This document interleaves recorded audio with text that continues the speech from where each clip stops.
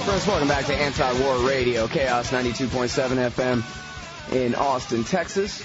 Streaming live worldwide on the internet, chaosradioaustin.org and antiwar.com/radio. And it's time to welcome today's guest, Christopher Ketcham. He's a freelance reporter and writer for many venues, including antiwar.com, Harper's, GQ, The Nation, Salam, Mother Jones. I say Salam? Salon, Mother Jones, Men's Journal, Good Magazine, Radar Magazine, National Geographic. We've interviewed him on this show about controversial subjects before, and he certainly tackled a controversial one this time from the American conservative magazine, The Anthrax Files. Welcome back to the show, Chris. Hey, how you doing? I'm doing good. How are you? Pretty good. Oh, I'm still alive. Oh, that's good. Nobody's sent anthrax your way, I hope. No. You got to be careful which fights you pick here, man. All right, so this article in the American Conservative magazine, you're singing my tune here in terms of skepticism about the case against this guy, Bruce Ivins. The government came out, last month and said, well, this one guy did it and he's dead now and that ought to be good enough for you. And it seemed like there was a little bit of controversy, even in the Times and the Post. They talked about, as you say in your article, even their editorialists said, hey, this is pretty circumstantial and not quite case closed and so forth, and yet somehow a couple of political conventions, a little conflict in the Caucasus Mountains, and all of a sudden the anthrax case ceases to exist. Apparently the one dead guy did it. It was good enough. Is that right? That's right. Problem solved. No need to look any further. Move along, folks, et cetera, et cetera. But, yeah, it was actually quite surprising that the mainstream media did express the level of skepticism about the FBI's targeting or fingering of Ivins as the lone anthrax killer. I mean, a lot of the evidence just didn't add up. In fact, he had passed 2 polygraph tests. The grand jury investigating the evidence presented against him was weeks away from issuing any sort of decision. They had not issued a true bill in his case. And yet, the guy up and kills himself, and suddenly the FBI says, case solved, close the Ameritrax investigation, on to other things. All right, now, I don't want to sound like a kook about this, but I think it's a worthy question. I think I already know the answer, but is there any reason for you to be suspicious about how this guy died, the suicide? Is that suspicious at all? I mean, that is a way to, a lot of times if you're a hitman, you try to murder somebody, make it look like a suicide, right? That's how it says on Hollywood movies. Yeah, one source wrote me saying, Chris, look into the whole idea. He died from a prescription painkiller, Tylenol of codeine. It's a quite common painkiller.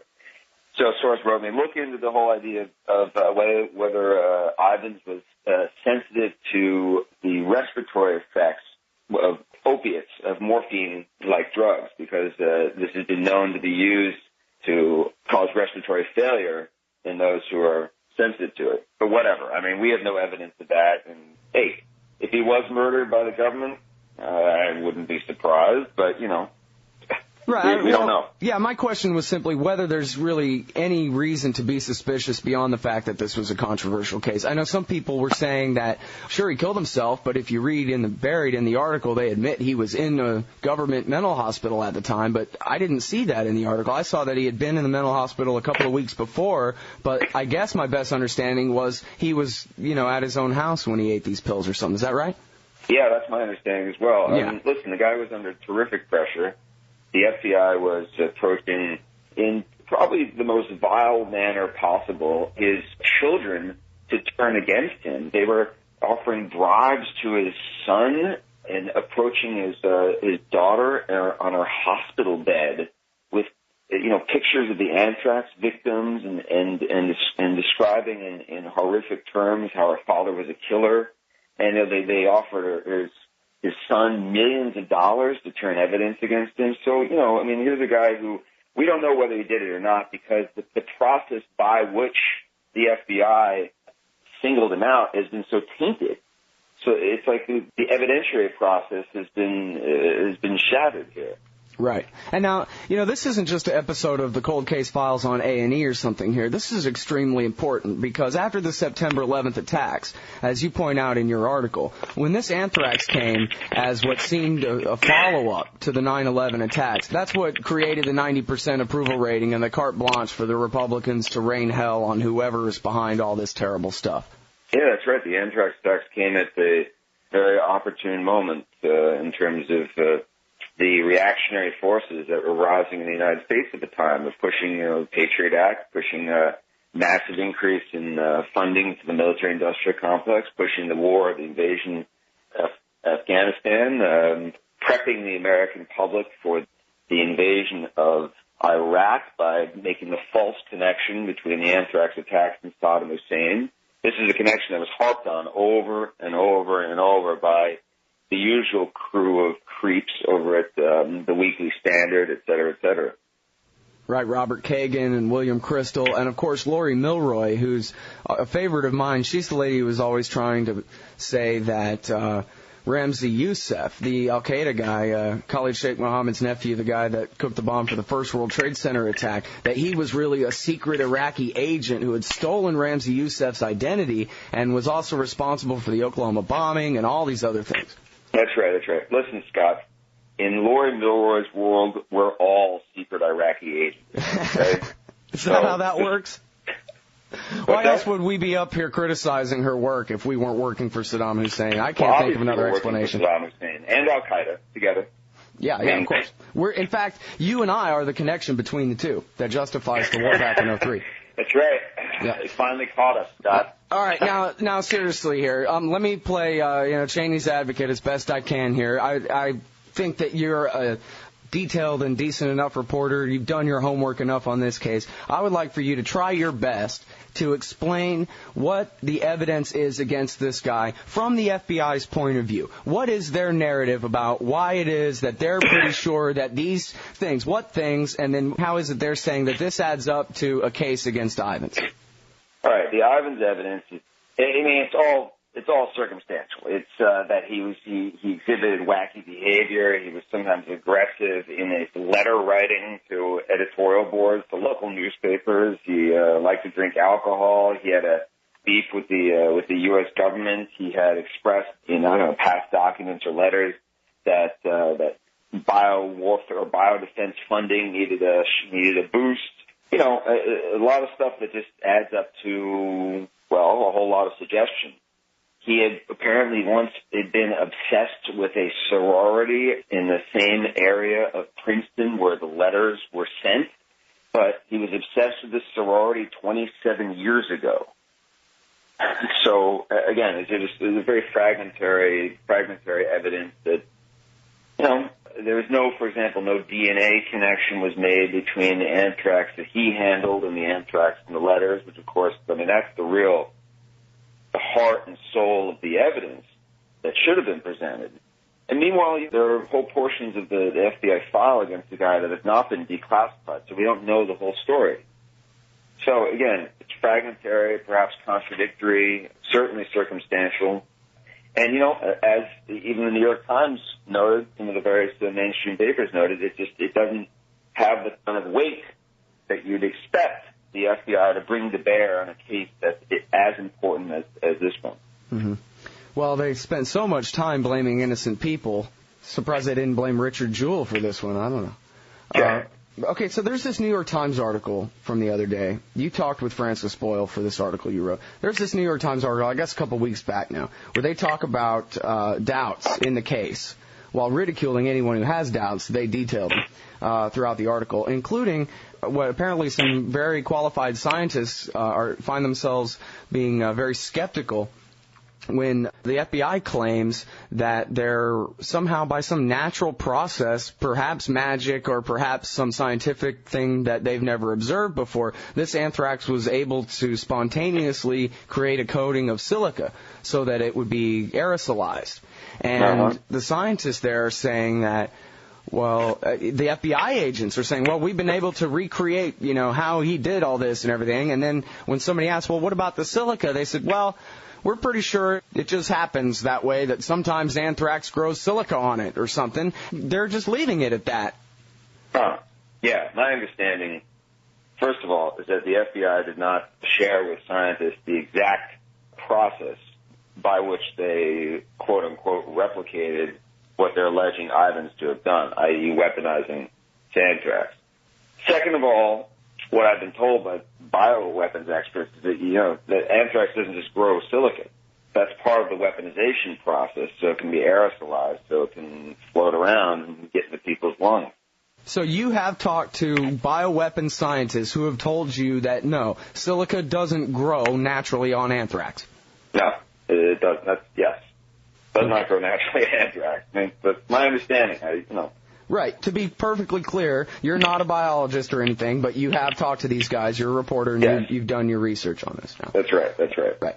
Okay, now, also something that you mentioned in your article is that this guy's work was on vaccines, and apparently there are some of his colleagues there saying this guy would not have known how to do this. And best the FBI can say is, well, maybe he, picked it up at some point or something because he was nearby.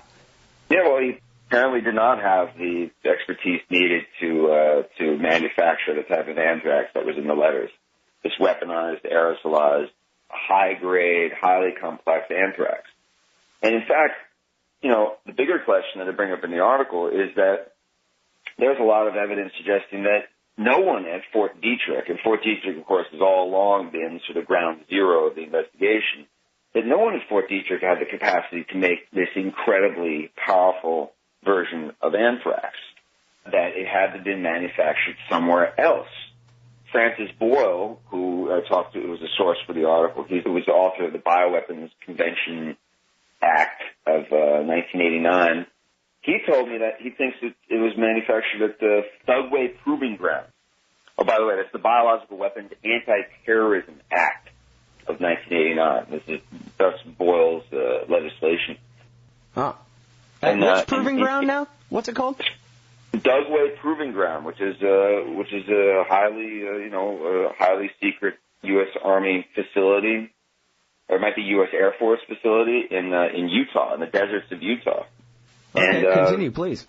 So, Boyle and several others who knew Ivins or who were familiar with the work and the labs at Fort Detrick have said, no, this anthrax could not have been produced at Fort Detrick. But again, then we get into a guessing game. I mean, Boyle has suggested that this anthrax was the result of some sort of top secret or classified CIA program that was developing these new strains of anthrax in violation of the very law that he helped author, and in violation of international law. Now, there is some suggestion of evidence pointing to this. Well, this is a pet peeve of mine, actually, because I remembered this as soon as the anthrax thing broke. I said, wait a minute. I remember there was an article in the New York Times in August of 2001 all about how the Bush administration was starting up this weaponized anthrax program in opposition or in violation or, direct kind of flagrant going around the treaties to the contrary and so forth. And I went back and looked for that thing 100 times, and I never could find it until finally this Bruce Ivins thing came, and some blogger got it right, and the reason I couldn't find it is because it wasn't August. It was September 4th, 2001. Judy Miller in the New York Times. It was Judy Miller. Wow. Well, she got something right for once. Huh. Yeah. And then wasn't she a recipient of one of these letters or a bogus letter or something like that? I think she was a recipient of a bogus letter. Uh-huh. I'm not certain. Okay. Yeah. Oh. But anyway, so that's the article. It's September 4, 2001, New York Times, secret project to create a deadly anthrax strain. That's right. It says, earlier this year, administration officials said the Pentagon drew up plans to engineer genetically a potentially more potent variant of the bacterium that causes anthrax. So yes, it was out there on the front pages of the Times that the administration was pursuing some sort of secret program involving anthrax. And lo and behold, 2 months later, suddenly this anthrax is in Congress and in the newsrooms of major media. Mm-hmm. Oh, that's funny. I just realized today. Oh, today's the 5th. I was thinking today was the 4th. Wow. Okay, so it's not a coincidence. But yeah, anyway, I found the article here. It's called U.S. Germ Warfare Research Pushes Treaty Limits. It's Judith Miller, Stephen Engelberg, and William Broad. Right. and in the American Conservative article, I make the point that the BBC reported in 2002 that the CIA may have been, quote unquote, investigating methods of sending anthrax through the mail, and that the program went, quote unquote, madly out of control. Quite madly if it was high-level Democratic senators, the majority leader of the Senate, who was on the receiving end. Mm-hmm. So that sounds like a little more than just a test, but wow. But we don't know anything more about that than the BBC article? No, we don't. I mean, we just have suggestions of possibilities from sources like Francis Boyle. Mm-hmm. Again, it very easily devolves into the abstractions of conspiracy theory, unfortunately. Well, I think it's okay to speculate as long as you call your speculation and you don't confuse, reporting with, it looks like it could have been this or that. I think that's still fair to discuss. Right. Well, there is the bigger issue that in the wake of the anthrax attacks, suddenly quote-unquote, bio-defense funding skyrocketed. And it went up by billions upon billions of dollars. Now, this would not have happened if it weren't for the anthrax attacks.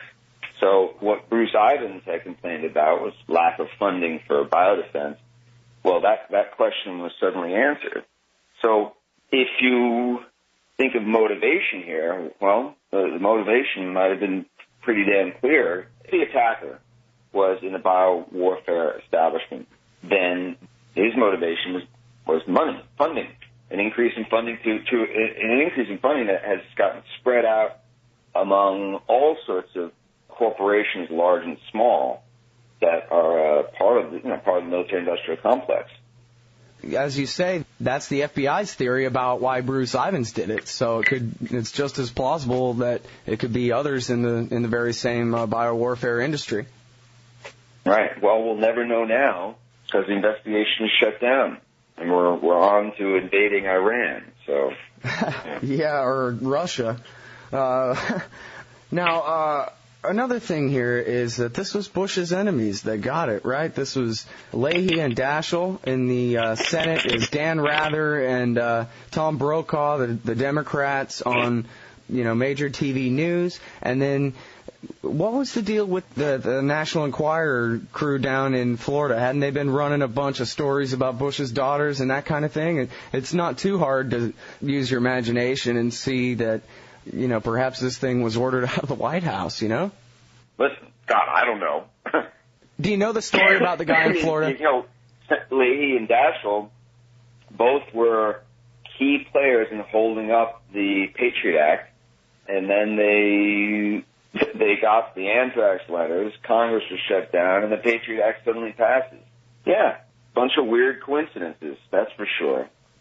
And certainly this was another enormous benefit to the reactionary forces in American life that resulted from the anthrax attacks. Mm-hmm. And now we know from the principle of crisis and Leviathan, the ratchet effect, that you don't need for the people who benefit from a crisis don't need to be the ones behind it. Any politician is going to try to benefit from any kind of disruption. I don't want to assume too much, but I do want to keep an open mind at the same time, And now there's certainly what I would think, if I was part of the crew in the Mystery Machine, would be the number one biggest clue, some solid evidence that actually exists in time and space somewhere, is this letter that was sent to the FBI implicating a guy named Assad who worked at the Fort Detrick laboratory before anybody even knew that anybody got any anthrax in the mail. Yeah, that's right. Ayad Assad was a researcher at Fort Detrick working with various pathogens. And the FBI was sent a letter stating that the letter that, as you say, suggested some sort of foreknowledge of the attack. That is, the letter was sent to FBI prior to anyone finding out about the first anthrax letters. And in this letter implicating Assad, it was stated that he might be a terrorist, or that he might have something to do with the anthrax attacks. The FBI investigated Assad, quickly exonerated him, and then completely just ignored the wealth of evidence that would have been provided in the letter. Now, this is pretty incredible. I mean, you have a letter that, by the way, a letter whose language reflected somewhat the language in the anthrax letters themselves. And meanwhile, you had a language forensics expert who reviewed the Assad letter and linked its language to that of a female officer at Fort Detrick. Well, none of this was ever followed through, at least according to the public record that the FBI has made available. Mm-hmm. Now, have they outright said that they have not followed this up, or there's just no evidence that they have? It's just like it's the elephant in the room. It's just ignored. When I called FBI for comment on this, they just wouldn't return my phone calls. Well, I mean, at some point, they actually sent a copy of this letter to the guy trying to find out who wrote it. He was a handwriting expert. This guy, what's his name, Foster? Yeah, Don Foster. That's what I'm talking about, the forensics expert. And this guy made a link. He linked this letter up. Well, they didn't know. They didn't send it to him voluntarily. He requested a copy of the letter. He got a copy of the letter, and because he had previously helped the FBI in fingering the 1996 Atlanta bomber and in identifying Joe Klein, the author behind the author of Primary Colors. So he had served them effectively in the past. So they sent him the letter, and again, in his review of it, he made a direct link between the language in the letter and the documentation that had been prepared by a female researcher at Fort Detrick. Now, nothing came of this, and nothing will ever come of it because the Ameritrax investigation is shut down. That's it. Ivins killed himself, and it's over with. All this evidence, all this mystery is going to hang out there, probably maybe for all time, and we'll never know. Yeah. Well, I think they kind of like it that way too. Yeah, I don't know, man. It's hard to chalk that up to incompetence. I think I read a quote of that guy Foster saying, "Yeah, they zero filed the thing. They didn't seem to be interested in this." And I'm thinking, look, if you're an actual cop, not a FBI, politician, supervisor, but you're an actual federal cop, and you're onto this clue, you didn't have any interest in it, you zero filed it, somebody was instructed to cover that up. Come on, we can safely speculate that much, can't we? Yeah, well, it's certainly wouldn't be beyond the pale at FBI, yeah.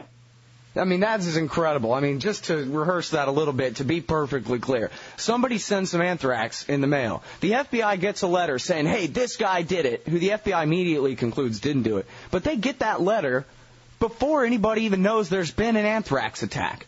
Then you have a handwriting expert who's the guy who figured out that the anonymously published book, Primary Colors, was actually written by Joe Klein from Time magazine. He looks at the anthrax letters, he looks at this letter implicating the innocent man Assad, and he reviews writings of other people at Fort Detrick and makes a link between the writings, separate writings of someone at Fort Detrick and the letter implicating Assad and the anthrax letters themselves, and the FBI pays no mind to this whatsoever and decides to look the other way.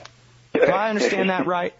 Yeah, that's right. It's pretty it's lunacy, or sheer total incompetence, or the result of orders from on high to stand down, as you suggest.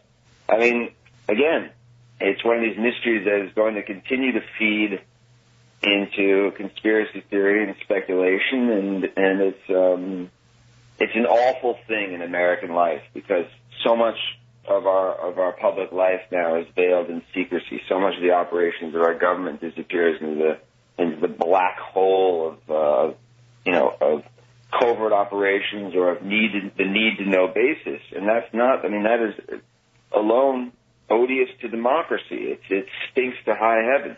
Well, now, this guy Assad, who the FBI decided couldn't possibly be the guy they're looking for, he said, hey, you ought to look at this guy, Philip Zach, and this other lady, I forget her name. You ought to look at him because they hate me. Rippey. Right? I'm sorry, what?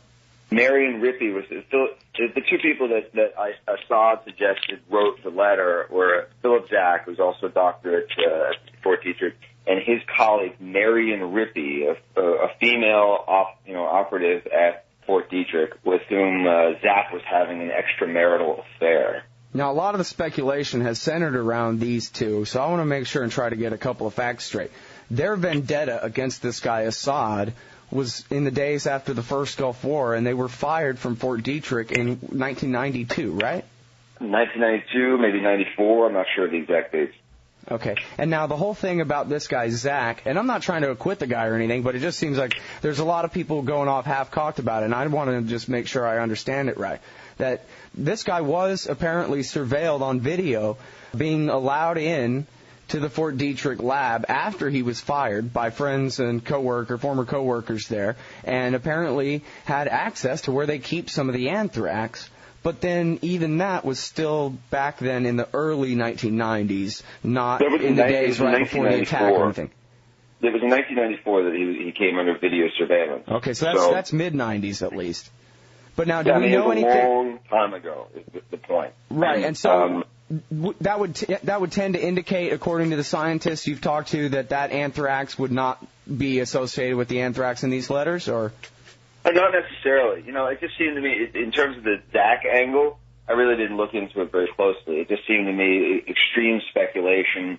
The point here is not so much Zach or Rippey. It's the point, I think, is what the FBI failed to do. Right. And what the FBI has done with the tangible, solid evidence that would have formed the ground of a real investigation. So, yeah, there's been a lot of blog speculation and a lot of writers out there who have attacked Zach for various reasons and implicated him. But I don't think, I don't think we need to go that far. I think the real problem lies with our government investigators, with the failure over and over and over to probe where the facts lead. Mm-hmm. And we didn't in this case. Yeah. Yeah, well, and I think that's right, that should be the focus, is that, these people have a monopoly on these kind of investigations. It's their job and nobody else's, and yet they won't do it. And this case reminds me a lot of conversations I had with the FBI crime lab whistleblower Frederick Whitehurst years ago. He told me that the idea that an FBI agent, the average street cop type or whatever, doing his job, the average special agent out there, the idea that he could go to his boss and say, "Hey, boss, I stumbled onto this stuff. I got these clues. I think I can build a case against these people. Here's what I need, and this is what I'll do." And for that boss to say, "Oh, good work, Jenkins. You get to work," it would be a miracle. That in no case ever does an FBI supervisor do the right thing on anything, was basically Fred Whitehurst's point of view. He said they walked in at graduation day and said, "Who wants to be a supervisor?" And the people who really wanted to be cops kept their hands down, and the people who wanted to be politicians raised theirs and became the bosses. And that the whole place is just one big cluster F. That they couldn't possibly get anything done, even if they were trying, these guys. They can't email each other right. Yeah. I mean, that's why, again and again I find myself in conversations with people talking about, the 9/11 attacks, for example, as a big organized conspiracy. And I just have to say, no, the government is incompetent. I mean, our government is a wreck. This thing doesn't work.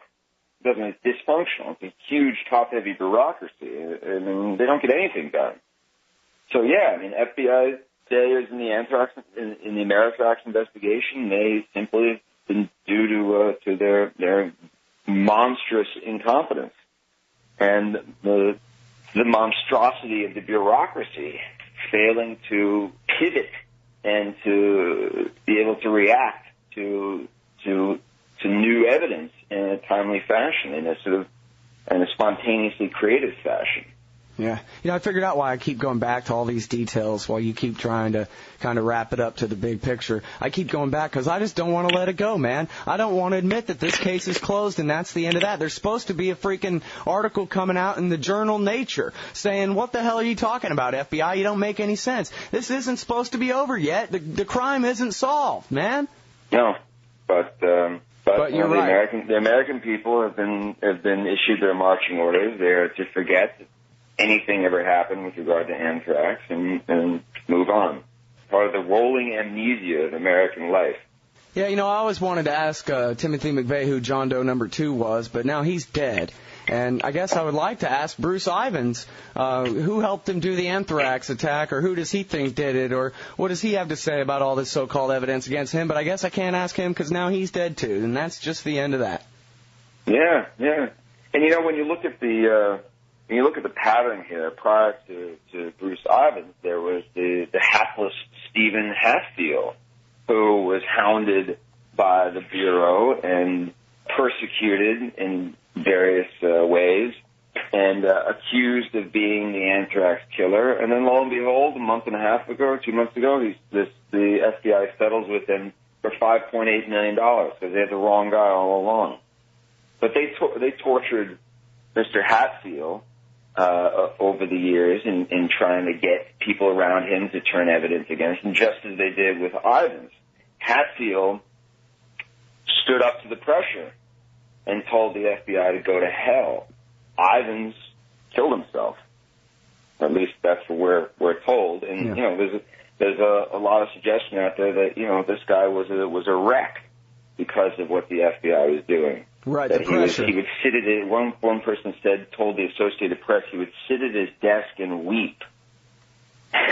Right, and this is, again, for people tuning in late, this guy, they had offered to buy his son a sports car and give him millions of dollars. They'd shown his daughter, while she was in the hospital, I think, on some unrelated thing, came and showed her pictures of people dying of anthrax and said it was all her father's fault and all this stuff. And that broke this guy. He didn't have a Stephen Hatfield kind of fortitude about him. And he couldn't stand up to the pressure. Yeah, and breaking him effectively solved the case. Getting him to kill himself was the best thing the FBI has done in this case. Yeah, well, mission accomplished. Thanks very much for your time and insight today on the show. Everybody, that's Christopher Ketcham, freelance reporter and writer for many venues, antiwar.com, Harper's, GQ, The Nation, Salon, Mother Jones, Men's Journal, Good Magazine, Radar, National Geographic, and the American Conservative. He's got one there now at amconmag.com, the Anthrax Files. Thanks again very much for your time today, Chris. All right. Thanks a lot, Scott. Bye.